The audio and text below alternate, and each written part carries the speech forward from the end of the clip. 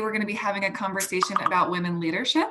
I'm Elle Griffin, and I'm the editor-in-chief of Utah Business, and today I'm going to be moderating a discussion with Joanna McKenna, who is the president at Walker Edison, Trina Limpert, who's the CEO at Rise Next, Melissa Burdick, who's the president at Packview, Carrie Lynn Primer-Morris, CTO at Microsoft. And if you would like to join this discussion, you can get access to Utah Business's public Slack channels by subscribing to our newsletter at utahbusiness.com/newsletter. We'll be having a discussion that coincides with this conversation in our UB Live public Slack channel.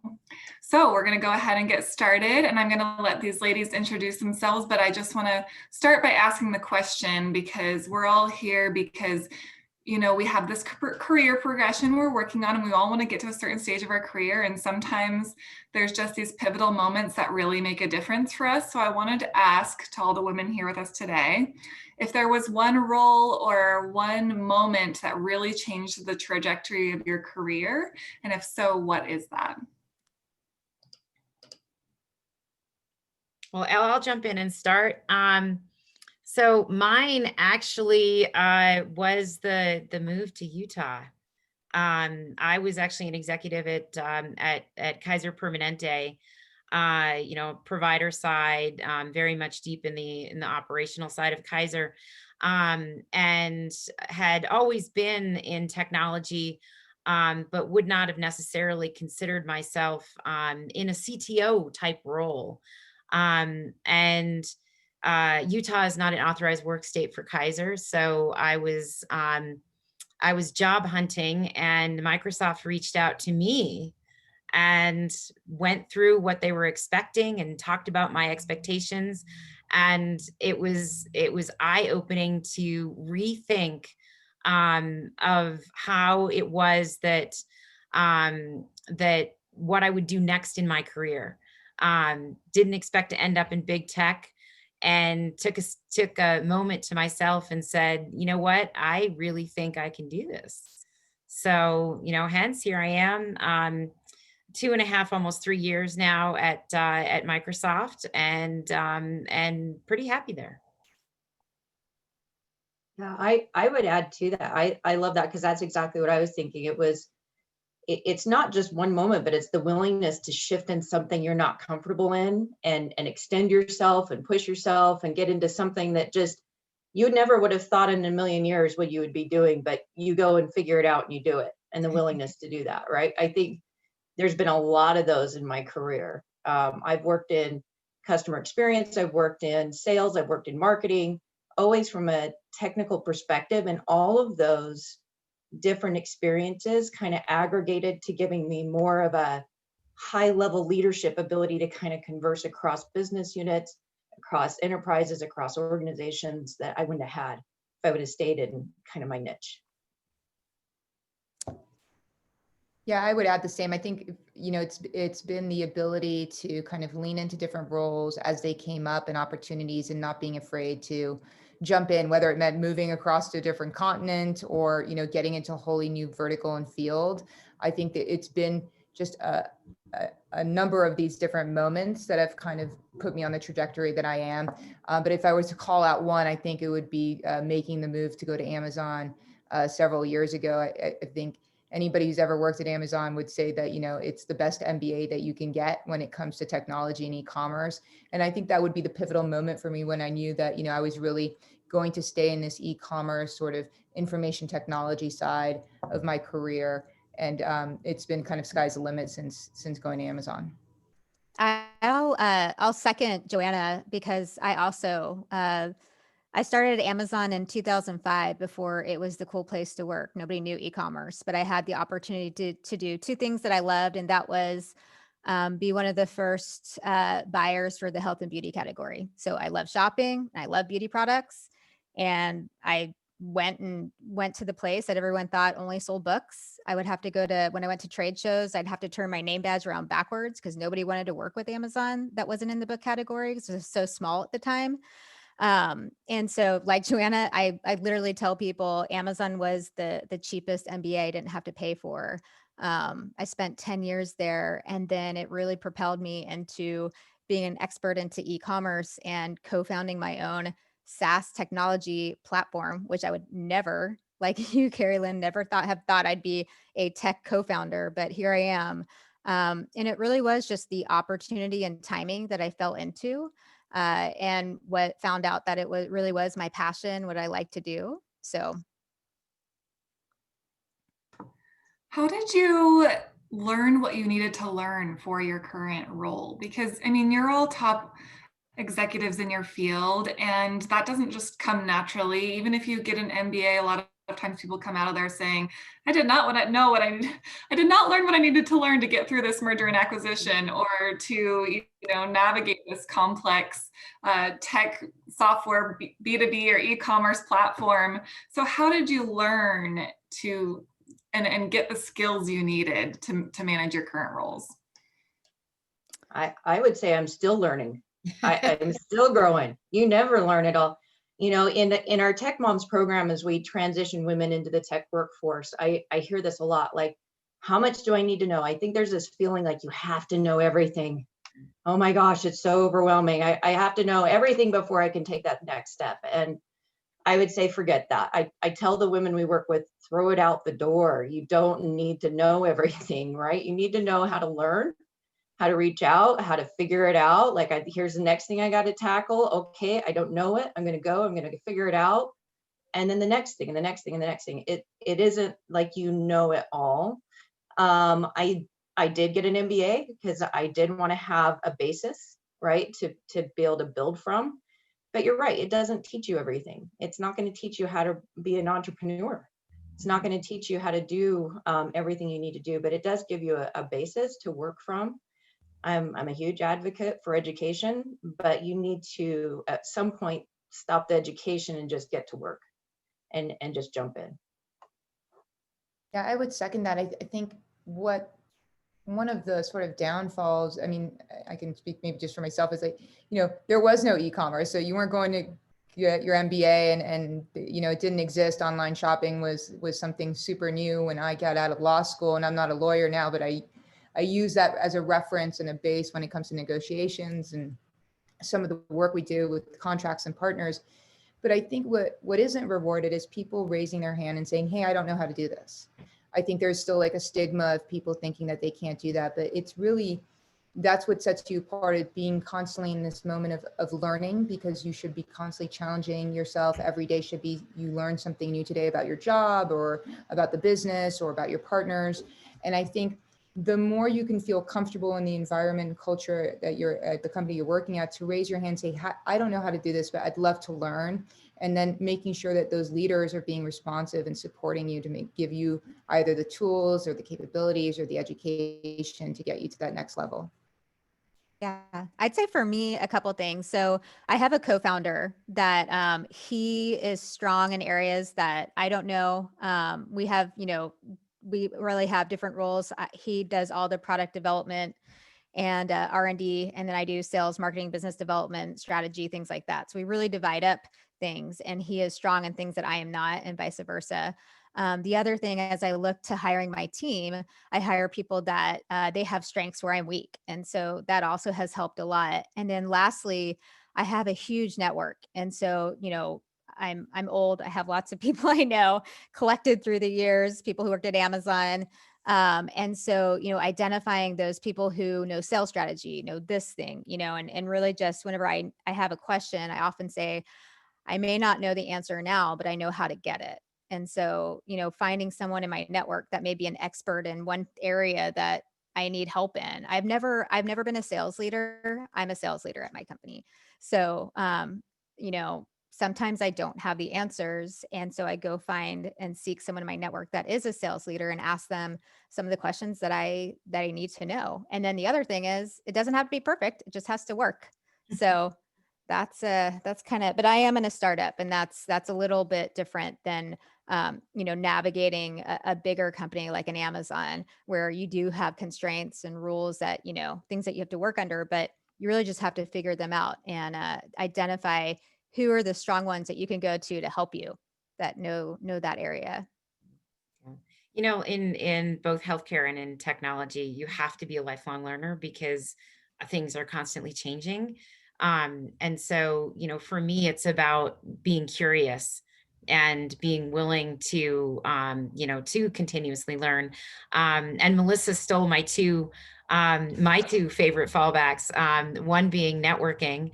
That I also, if I don't know something or something comes up, I will send a note to my trusted people and say, please, like, somebody, can you spend a half hour with me, giving me some high level points of what I should be really looking for here. And then second is hiring people. I would say, it is a skill to be able to hire good people. And I'd say spend time developing that skill and know what you need, know how to complement teams, and don't just be hiring for people who are all like you, because you're going to miss an awful lot of rich dialogue and discussion. You really want those complementary folks that are going to really are going to fill in the gaps where you might not be an expert in something, but you have somebody who works for you who's amazing at it. And it takes some of that pressure and burden off that you need to be good at everything, because it's not going to be possible. I think it's interesting that you all mentioned the people around you, the people that are part of your staff as aides, people to go to for questions, but you're also in the very top of your field. So, and there's always a phrase, it's lonely at the top. Even in my role, I'm editor of Utah Business Magazine, but there's not an editor above me that I can go to say, hey, I don't know what to do in this area of magazine publishing. Do you have experience in this? Unless I go talk to the editor of another magazine, I have to kind of look outside my field.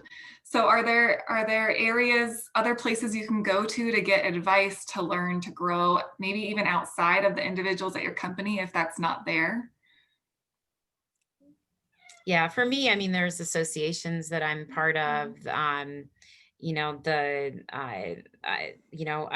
use LinkedIn voraciously and keep in touch. I actually try to make certain that I know all of the people that I'm linked to, which does get harder and harder. But because then they truly will be there if you need that assistance. But also for me, many of the folks that are on my team are, they're such deep experts. They might as well be my equal in another manner. Like, I'm not a data scientist. I have a brilliant data scientist that works for me. And so it's only natural that I would look to him to say, what is the best recommendation here? And I actually think that it makes for a more cohesive team. And even we try to operate inside of our huge ecosystem. We actually try to operate and emulate some of the aspects of startups, of where no, there shouldn't be egos there. We're looking to have the best result and do so in that teaming sort of atmosphere. And I won't say that we get there all the time, but culturally, that's a lot more supportive. I think that there's a clarity, and I spent some time kind of thinking about what are the top traits of women leadership, right? Before coming into this, I actually jotted a bunch of them down on my blog before I came in. And one of the things that came to my mind before was that there's a big clarification between mentors and sponsors. And mentors at an executive level, you need those just as much at any other level, right? Somebody you can go to and just say, vent, or get coaching, or talk through a situation. Mentoring is critical, but it's not necessarily something that's going to get you up your career. Where sponsorship comes into play is finding people that will be an active advocate for you, that will voice saying, hey, did you hear what Trina did? Did you just see what she did? Did you know that this was going on, right? And is vocally ramping you up in the organization, and also outside of your organization. So you've got your internal prepping and grooming and sponsorships, you need to have both mentors as well as these advocates and sponsorships that help level you up. I would say most of my biggest leaps in my career have come because I've had a sponsor that said, promote her. You need to move her up. It wasn't because I just did so many great things, which I've always done, but you need somebody in the battlefield for you saying, you need to take her and move her into something else. And if you don't have that, you need to find it and find it quick. And so I think there's both those aspects. I agree at an executive level and having mentors and coaches and kind of that support system. But you also need to have that lift you up and put you into those spots, and know who those people are and work with them as you move through your career. It seems we're striking a nerve here because I've got 3 questions now on this topic, and everyone is asking the same thing. How do you find these people? How do you get these people to support you? If it's not at your company and your boss is immediately seeing how amazing you are and is like, yes, I will sponsor you to climb the ladder, you should be promoted. If you don't have that person, how do you find it? I would say there are people within the organization. Sometimes you have to look outside of your department. I think, I can't say enough about cross collaborating with other leaders and supporting other teams on their initiatives that might be out of your wheelhouse or not exactly the roles and responsibilities that you're tasked with, but that shows initiative. It shows that you're willing to look for a problem, find a solution, make yourself known, and you can network within your own company to meet other leaders and make yourself known, make your intentions known. And in many ways, I think people are fearful of like, well, I can't go to this VP. I don't really know them. I'm like, well, they don't know you either. And they're happy to know you and they want to support you. And, there's a lot of amazing talent within each company. And if you don't kind of put yourself out there, make yourself known, find ways to, whether it's attend brown bag lunches, attend other meetings for other teams to see what they're working on, how can you help? I think that's a great way to kind of get in the face of other leaders who can then help sponsor you within that organization. I also think it's I'm sorry. We're going to say, No, go ahead, Melissa. I was going to say something that I think is really important. And there's a fine line between tooting your own horn, but making it apparent to people in a way that doesn't make you seem like a show off of the work that you're doing. And especially during COVID, when people are remote, you're in an office like we are, at least, it might be a little bit harder to demonstrate all the things that you're doing. And so making sure that your good work is heard, so that the sponsors that can see that and can grasp onto something to say what great work you've been doing. Make sure that, I see some things where people don't want to constantly talk about the things that they're doing because they feel like that's a bad thing to do.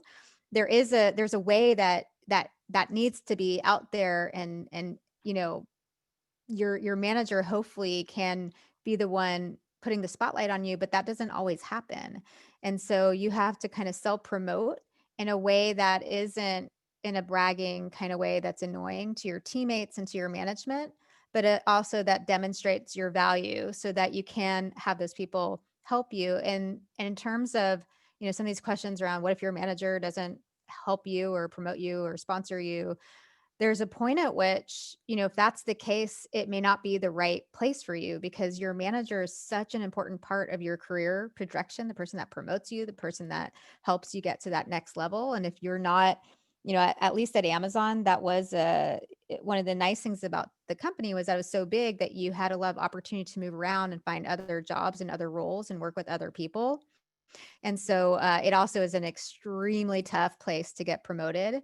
Like a promotion's like, you got to die or something like that. Like it's really tough to get promoted there. And so your manager is so critical to you in terms of being supported and networking and making sure other people know how good you are at your job. That, sometimes you have to move to a different team to be able to get to that next level. That's why a lot of people go get MBAs because, they want a different job, but they don't quite have the skill set to be able to get it. And so maybe, going back and getting a further degree helps them to their path faster to do that. One thing that we had this issue. So I was the global president of women at eBay, and we had 1,500 members across 22 countries. And one of the biggest issues we had was promotions and women in leadership. And so I did a lot of research on how do we level up across regions and everything else. What are the things that we can do? And was handed a book by Robin Scribner from the Utah Women in Leadership program about called How Women Rise. I'm sure many of you have read this book. But I read this book and there was this aha moment. And here I am in senior leadership, and I'm doing this. I'm like, oh my gosh, nobody knows how freaking awesome I am. Like I had this aha moment, even in a senior, like people don't know what I'm doing day to day. They don't see it. They're not aware of it. And I need to promote myself. You need to be your number one marketer, right? And so one of the first things I started doing is status reports weekly, whether my manager was asking for it or not. I just say, look at everything I've done.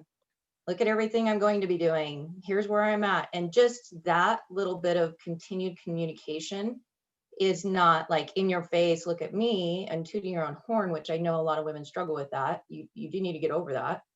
But just a way to kind of ease into it and put together those thoughts of it helps you stay organized as well, but kind of keep you on track and making sure you're working on the right things and moving up. And that for me was a big aha moment.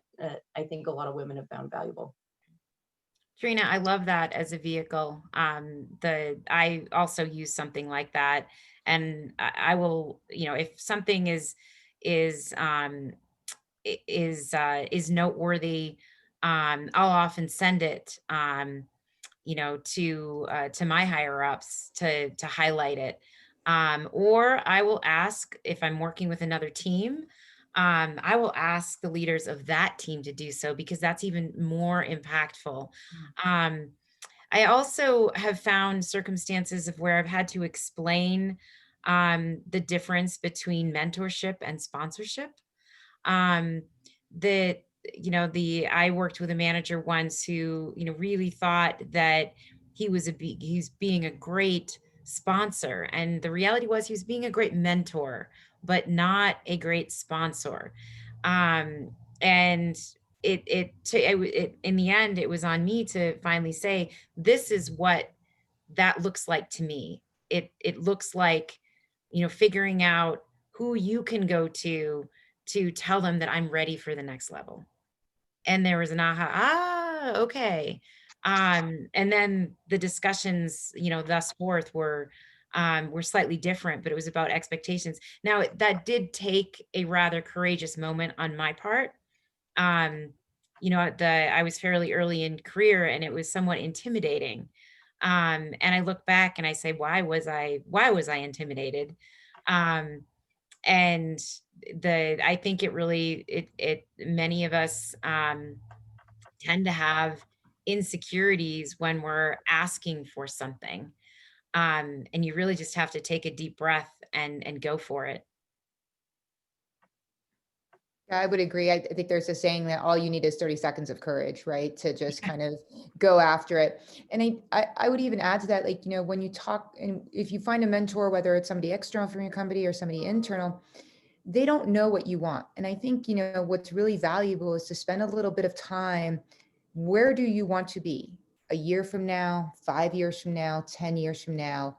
And have a moment of real clear self-reflection of understanding, like, what am I really good at? And it's good to say, hey, I'm very good at project management. I'm very good at sales. Like, what is my wheelhouse that I'm good in? What is it that I'm not good in? Because those aren't negatives. Those are just opportunities of, all right, well, great. Come to your mentor, come to your manager, say, here's my plan of what I look at, individual development. I'm very good at this. I want to learn more about this. How can you support me? What do I need to do next? Do I need to have exposure to other teams? Do I need to do other projects? Do I need to go take a class?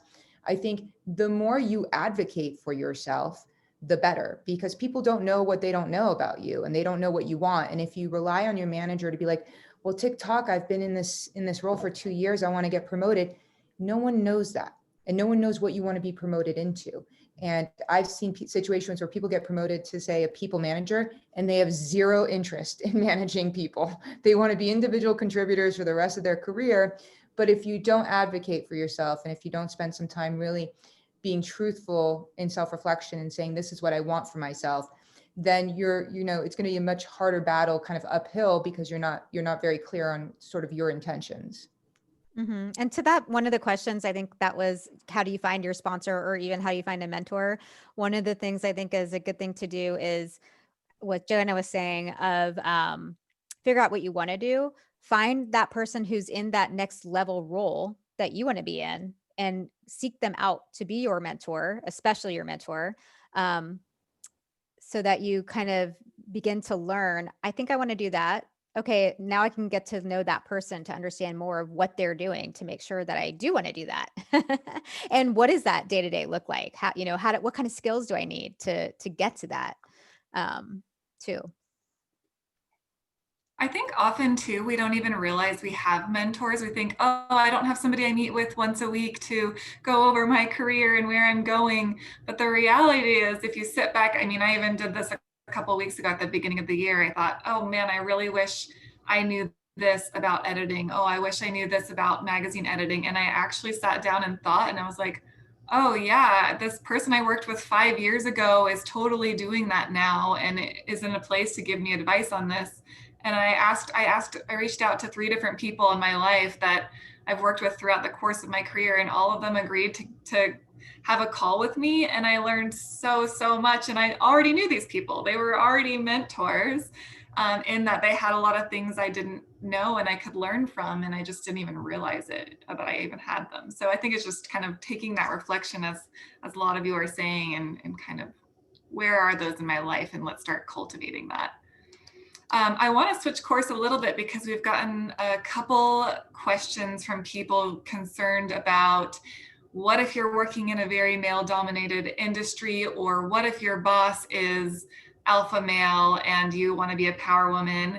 I think this is a topic we kind of all wish we didn't have to have, but it's still something that people have questions about and want to know, how can we navigate this?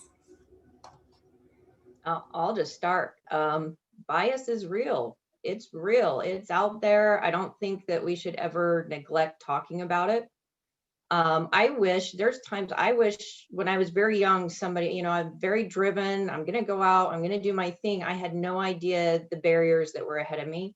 And I wish somebody would have talked about it more and been real about it, that you're going to have these things happen. And rather than me just learning them the hard way as I went through. And I think it's important to be aware of what's happening and when it's happening, and writing down when situations occur and kind of sorting through, what is this, me really, or is this something else that's going on, right?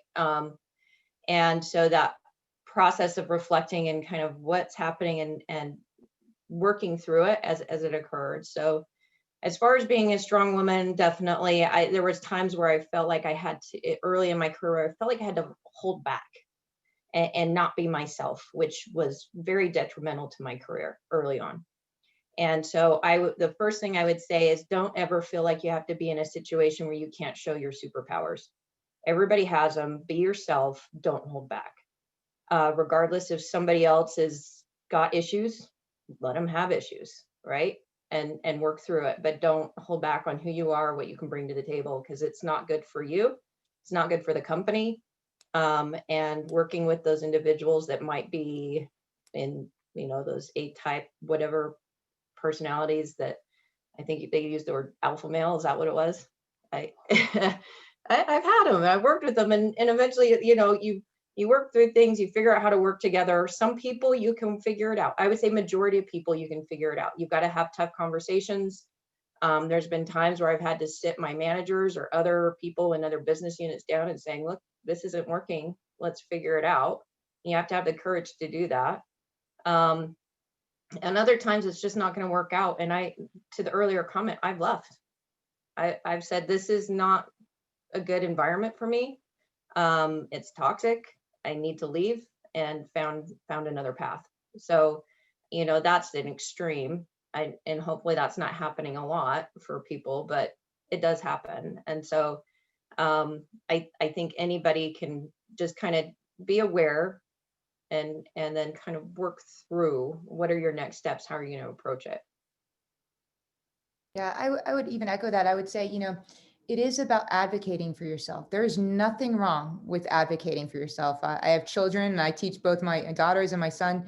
You have a voice, use it, right? And I think especially, I'm a recent transplant to Utah. I have noticed that there is a lot of male dominated companies in the state of Utah.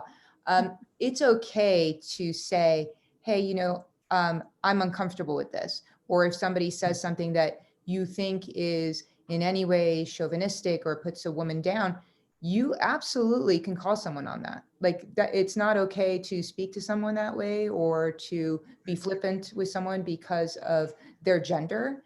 And the only way you kind of stop those things in their track is if you stand up and say something and hold people accountable. There, are ways there's policies within each company. There are ways for managers and senior leaders to treat direct reports or broader teams. And you have to, if you don't hold people accountable, other people will think it's okay to just sweep things under the rug. So you have a voice, and I think it's really important as women to use that voice. And I would also say it's very important for women who are leaders, not just us who are sort of at the top of our game, but even if you're a people manager and it's your first time leading a team, your voice matters as a woman to support and empower other women. And that's how we kind of start really taking down that glass ceiling, is that I've noticed a lot of women sometimes put other women down. We can be our best friends and our worst enemies to each other. And I think that's what a lot of the stifling comes from when you think about how do I get ahead in a male organization. There are other women within this company that you should lean on. You should lean on each other. You should celebrate their successes and their failures and empower each other in order to kind of move through and up into the organization. It takes courage. Lord knows, I'm in tech, so I get mansplained to all the time.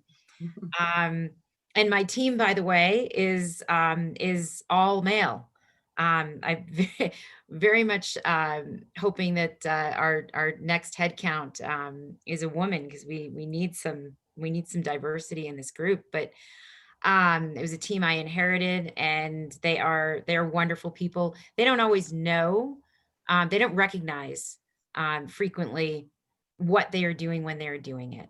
And even for people that report to me, it's sometimes a challenge for me to say, you know what, I got to go have this conversation. Thankfully, most of the time, not all of the time, but most of the time, when I've stepped forward and said, do you realize that when I start to speak, you cut me off? Or do you realize that I might mention something early in a meeting and you turn around and restate it without giving attribution to where the thought was originally came from? Do you realize you're doing that? Could you reflect on that? Because it impacts me. Most of the time, that feedback is taken very graciously. And, no one's perfect. It's not like you can have a conversation and people are going to change overnight. But most of the time, things have evolved and gotten better. And I'm with Trina. I left a position because that didn't happen. And it just wasn't a place where I was going to be able to move forward. But even that took courage. So I wish that we didn't need to do that, but it's the bias is there, and hopefully for our daughters, things will evolve even further than they have. How do we get pay equity when we can't see what other people's salaries are?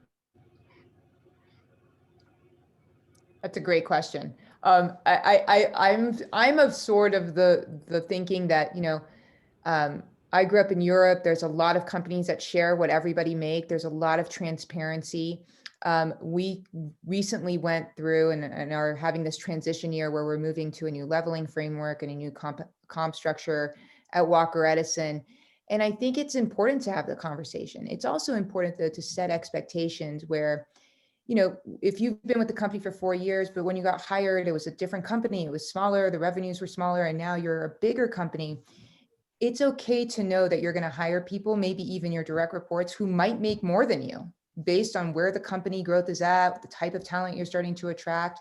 But I think really you need to do some research on your own. You need to kind of like, there's so much out there now when you're on Google and you're looking at different sort of abilities to track what is the national average for this position, understanding then where you are. If you're in New York or in California, maybe, the average comp is a little bit higher, but do some research and then have the conversation with your manager. And I think it's really important as leaders to make sure that we get everyone as close to the median, regardless of gender, as humanly possible. It starts at the top all the way down to the bottom, but you have to lead by example. You have to make sure that you're driving the organization to be transparent in terms of comp structures, making sure men and women are equally paid, because women make less on the dollar than men do, which is still unbelievable for me. But I think the more you do research, understanding what is my value, what is my role, what is the national average for my compensation, whether I'm working in New York City or Atlanta or Utah, and then having that very honest conversation with your manager of like, here's where I'm at. I feel I'm below the sort of median average. Where can I get to? This is what I feel I'm worth based on the work and my performance.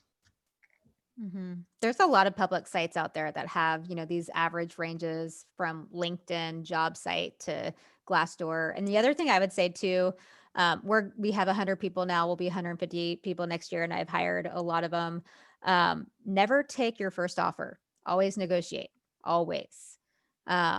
So that's another thing. A salesperson will always negotiate. I know that with me. So, or else they're no good. No, I'm just kidding. But never take your first offer. That's definitely something to do when you take your next job. I think it's interesting when the employer comes to the hiree first and says, what is your expected pay range? Because that's how the person being hired can get in trouble, because they're going to lowball themselves, being like, what's the minimum I can do to have this job? Or they're worried about over asking what they're going to be. I always loved this. One chief HR officer told me, when you're in an interview process and somebody asks you what kind of pay are you looking for, to look at somebody else in that company, say you're going for chief content officer, then say, I would like to be paid what your chief marketing officer is being paid, so that you get this level of equity among like who they're already paying in similar positions. And I thought that was interesting because it gives you a new starting point of equity. You can also flip the question and ask, well, what is the range for this role? And if they press you further, you need to say, I just want to be paid fairly, and I want to understand the range for this role. And if you can share that information with me, I can tell you if that is in line with my expectations or not. And if it's not, it was great having, creating this contact and this relationship, but we'll part ways. But make them throw out the first number. And I've made the mistake time and time again. So this is a hard conversation. It's only recently that I've realized that, the importance of that mindset of setting the number. They know what the range is. So it's a leading question. Yeah, I would say before you get into interviews, ask the recruiter what the range is. Yes. Typically, the hiring manager won't be providing that anyway. That you'll be working through the recruiter. They'll be giving you salary ranges and other detail. And so have that conversation before you even get scheduled for interviews to make sure, as you're going through, is this the right job fit? Everything for me, make sure you understand what the salary range is. Don't leave that to the end. That's a great point. Especially because if the range is not what you're thinking, then it's not worth pursuing that job anyway. What about getting other women into position of leadership? These kind of issues wouldn't be a problem if there were a bunch of women in the C-suite doing the hiring, making the decisions. So this is a common concern, and it's actually becoming even more concerning this past year, when we've seen record numbers of women leaving their jobs to take care of children because of, just trying to manage everything in the home. So how can we get more women into positions of leadership? I sent my husband home to take care of the kids, so there's that. Um, I'm just joking, but he is taking care of the kids in this COVID world where everybody's remote. I'm like, this is you, enjoy. I did it for the first 16 years. I think there needs to be like a really great sort of equilibrium, because for me, it's, we definitely want more women in leadership roles. I think, we have a goal this year, I think, of 40% of our leadership roles to be women by the end of 2021. I'm challenging all of the leaders and their department heads to make sure that 50% of your candidate pools need to be women. And even if you don't offer the job to a woman, you're going to offer it to the best person who has the best skill set that meets the needs of the role. But I think it is, starting with, what is your diversity and inclusion sort of roadmap? What are the goals against that? How do you get involved with that with your HR team to make sure that, we're holding teams accountable and leaders accountable to making sure that they're reaching these goals to drive better inclusion of women in higher roles. And I think it's also important to make sure that if you see a role that's being posted in your organization and you feel like you have the skill set to do it, apply to it. Don't think that you have to wait for someone to promote you or approach you. That's something that I'm driving very hard at Walker Edison. I want it to be even playing field for everyone. So if we have a new position, it should be posted in, our job site, should be posted on LinkedIn and everywhere else, but encourage your people, especially the women within our organization, to apply to those roles.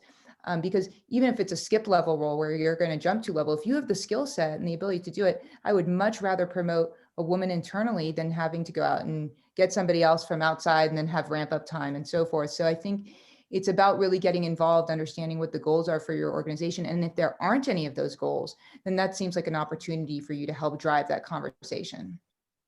Yeah, I would agree with it. This is what Rise Next does, is works and consults with companies on how to build better leadership teams.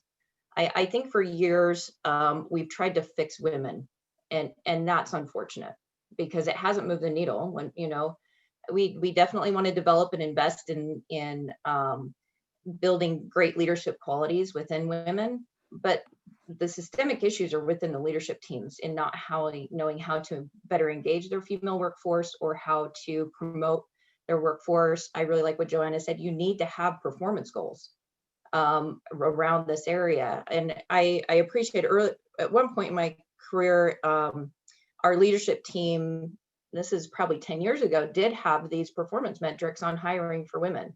With 50% of their candidates had to be women, had to be diverse candidates, had to, had those mandatory requirements, and it did move the needle. It didn't stick, so it slid back. But, when you've got strong leaders that are doing that and putting that in place and holding people accountable to it, that's what's going to move the needle in getting more women in, because it's not about the women. We've got qualified women. They're out there, and we're doing a lot of work to help build the pipeline of women, through our community programs and other things through Rise Next. But really, we're focusing on doing leadership development trainings, skills training for leadership teams on how to now develop and train their teams and set goals like this so that they can build hit these targets that they're starting to set. I would say also, we need to consider ourselves as ever evolving. What's the next step from here? So often I see more women will stay in a role for a period beyond which that they should. And again, guilty myself. I've done this where, I knew I had outgrown the role, but for some reason I wasn't compelled to. My dog's trying to get into this too. But for some reason I wasn't, I didn't feel like it was the right time, or there was just something that I felt was holding me back. We need to watch for that in the women that work with us, so that if we see something, we need to tap them on the shoulder and say, you do it, you go for it. Or if you see a woman who's stagnated at a certain level and if you've got the ability to encourage her to move forward, then, then do so. Help be a sponsor for others. And you're not always going to win. Every job you apply for, you're not going to get. You're probably going to be told no more often than feels good. But nothing ventured, nothing gained. You got to press forward. I'd also say I've seen a considerable effort in my industry, at least, which might be different than others, but of a lot of companies having these, diversity and more female KPIs and metrics around hiring. So if you have, like I would point to these companies, maybe it's a competitor of yours that you can identify. This XYZ competitor company really has all these great policies. We're going to lose all of our great people to our competitor company. And really pointing that out. The other thing too is really identifying maybe why aren't women being promoted, or why aren't there more women in leadership positions. I look to a company like Starbucks. I'm in Seattle, but Starbucks is a heavily female company. They've got a lot of women in leadership. They also have childcare right at Starbucks, where it's very easy to drop your kid off and have them there. It's very hard to get when we were at work. Childcare is a big problem in our city because there's just not enough centers and all that kind of stuff. So what are the things that you need at your company to be more successful? Because I know when I was at Amazon, I was running out the door at 4:45 to try to pick up my kids at childcare by the time, and all the men were able to stay later and continue to work. So what are the things that you need at your company to be more successful, to be able to to do that? Yeah, I think that's a great point. I think, that's something that we're trying to do at Walker Edison is how do we think holistically about our employees? It's, when you think about how do we get women ahead? Well, we just improved and extended the paternity leave. So men now have as much paternity leave as women, because we know that we need the men at home to be supportive so that their wives can go back to work and know that they have the option to if they want. It's about providing childcare. It's about providing benefits. Like we moved from accrued PTO to flex PTO. When I first got here, I was like, why are people worrying about getting time off, especially in a COVID world where like everyone wants to take a mental health day? Like I just need to get out of the house and go for a walk. But if I do that, then I have to worry about, am I going to accrue enough time to go see my family or take a vacation? It's easy to remove some of those barriers that hold women back and support them. And at the same time, I would also say, like, there's a wonderful woman on one of my teams, and I had a conversation with her this week. And, I was like, I want you to take this whole new team that you have now and build the framework end to end from the ground up. If you were going to build a best in class of this program, what does it look like?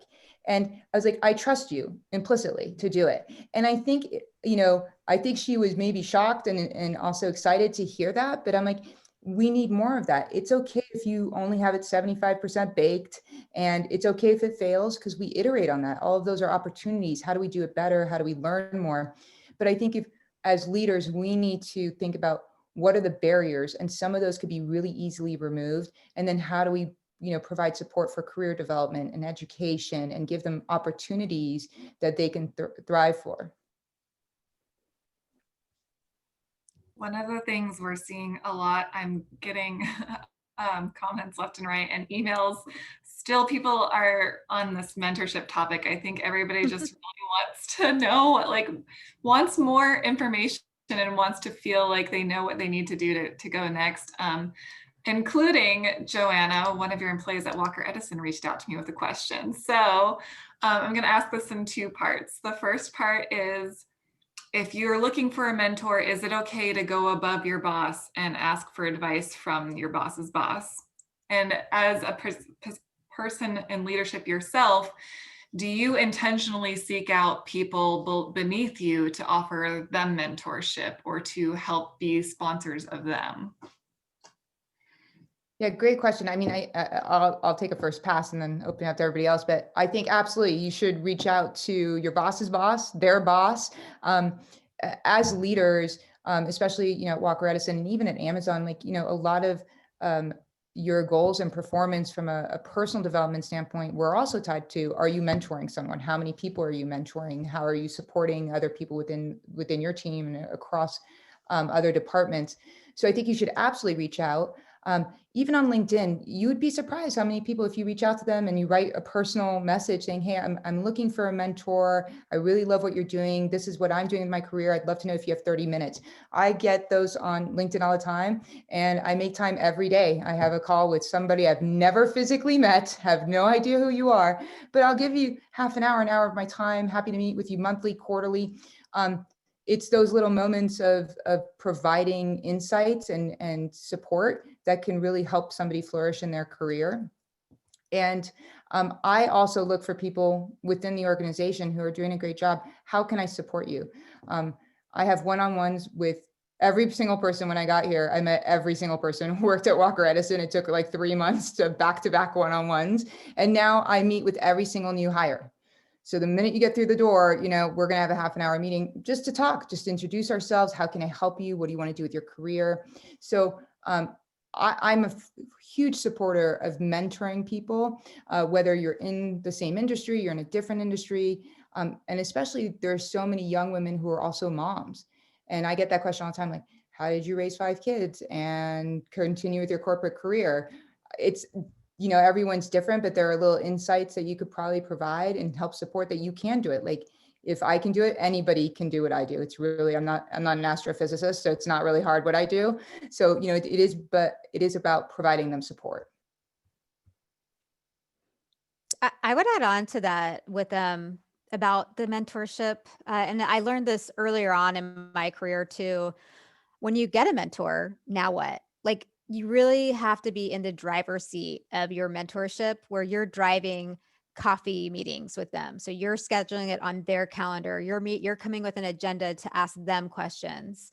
I think that I kind of, when I was at Amazon, I had, a mentor, but I don't think I really managed the relationship as well as I should have. Not really putting myself in her shoes to know she's super busy. So when Joanna's going to give me 30 minutes of her time, I need to come to her with my questions. Like, how can I grow my career? What should I be doing? What skills do I need? Versus, letting it happen to you and then being disappointed that, oh, I didn't have my meeting with my mentor this month. Well, you have to, just like you have to drive your career and be in the driver's seat of your career, be in the driver's seat of your mentorship. I try to be a mentor to my team, and I try to, meet with everybody, but I'm super busy and I have 20 different balls that I'm juggling all the time. So I need, I want to help my team, and I do proactively ask, but, I need them to come to me and be the driver of asking these questions to me. Melissa, Yeah, I that's think really important, that we need to, when we do create these mentoring or sponsoring relationships, that the time is planned and meaningful. Mentoring that turns into, just coffee chats, it's still good for relationship building, but you're not going to fully get what you want to get out of it. Back to the question of, is it okay to go to your boss's boss? I think in most circumstances, yes, it is. I would say that your manager, you should make your manager aware, because they don't want to be blindsided. And you also really need to think about, what is it that I'm looking for from that individual?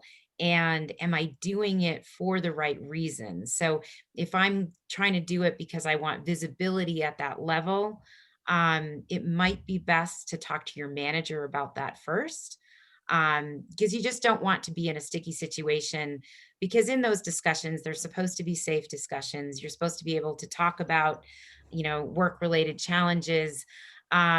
It might get muddled, if it's, if it could be perceived as a challenge to your manager, and you may not want it that way. Now, if you do want it that way, that's a whole different story, and that's probably a different conversation. Now, glad you brought that up, Carolyn, because I think some executives are open to skip levels and some are not. And so you need to be, reach out and ask them, hey, are you open to skip levels? And also very much include your manager. I've seen this gone the wrong way and actually resulted in a negative response. So you need to be clear on your intentions, and ask the question if they're open to a skip level and what your reasoning is for having that. So being very clear on Why would you want to do that? And make sure they're open to it. But I think that there's varying levels of mentorship. I've had we've implemented mentoring programs, structured ones where you have people sign up, you would get assigned a mentor. You can do those at your company and put those in place. They're good avenues for networking within the company, getting to, meet with other people. I actually have done both sides of it, where I actually met with our HR executives and she mentored me, which was great. So I got to understand the HR world. I was able to job shadow her for a while, get to understand the whole world of HR, which was great. And I stuck to tech. So, I at least knew where I didn't want to work for a little bit, but now I do some work in that area, which has been great. And then on the other side, I've been able to mentor people that I wouldn't have been able to meet otherwise. So I think those structured programs are really great if you want to implement those at your company. But I think most of my mentoring has not been formal. I didn't have scheduled meetings. I didn't have like, oh, okay, I've got to meet this month and, it was more of, and even the people I mentor today might reach out to me once a year and say, hey, I'm looking at making a job transition. Is this the right thing? Let me get your feedback. It's like based on need, not I have to have a meeting. So I think being clear on the intention and what you're using it for, and maybe and it doesn't have to be somebody you really know really well either. I think we tend to think we have to have these deep relationships. You don't. And I'm glad that others have brought up, just somebody's got an experience. I don't know them. I'm just going to ping them on LinkedIn and say, hey, you open? Okay. Can I get 15 minutes or whatever it is? That's okay. 99% of the people will be okay with it.